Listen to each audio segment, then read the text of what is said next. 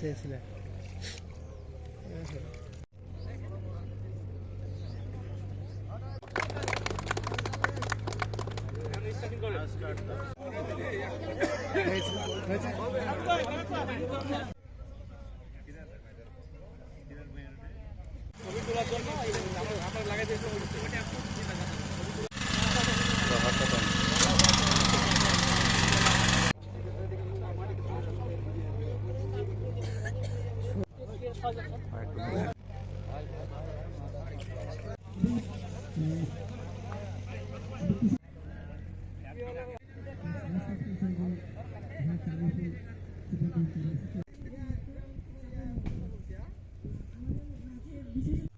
আমরা আজকে গোমস্তাপুর আসছি এবং এখানে আপনার রায়হ একটি গ্রাম আছে এবং এটি পার্বতীপুর ইউনিয়নের অন্তর্গত।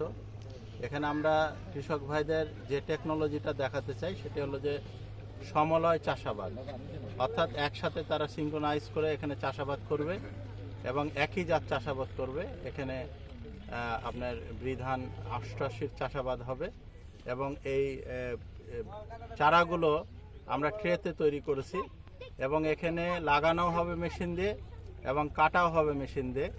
এটির সুবিধা হলো যে এটা খুব অল্প সময়ে অর্থাৎ 1-2 দিনের ব্যবধানে আমরা 150 বিঘা জমিতে এটা চাষাবাদ করতে পারবো। আবার যখন আমরা কাটবো খুব তাড়াতাড়ি কেটে পরবর্তী আবার ফসলে যেতে পারবো, অর্থাৎ এখানে সময়ের অপচয়টা কমে আসবে এবং একই যদি ভ্যারাইটি থাকে সেখানে রোগ এবং পোকার আক্রমণটা কম হয়।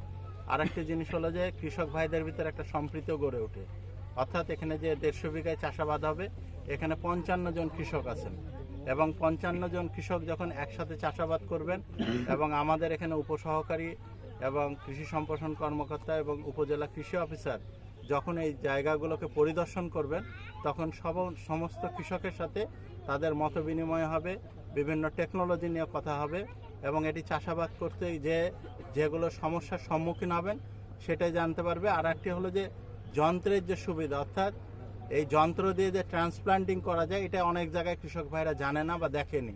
এটা স্বচক্ষে যখন দেখবে তখন তাদের এটির প্রতি বিশ্বাস জন্মাবে এবং আমাদের যে এখন লেবারের যে সংকট হচ্ছে সেটা থেকে খুব সহজে পরিত্রাণ পাওয়া যায় এবং এটা কস্টিং কম হয়। আবার যখন ধান কাটার সময় দেখা যায় যে লেবারের সংকট হয়, সেই জায়গাতেও আমরা খুব অল্প সময়ে কম্বাইন হারভেস্টার দিয়ে আমরা ধান কেটে দিতে পারবো এবং সেখানেও কস্টিং অনেক কম আসবে।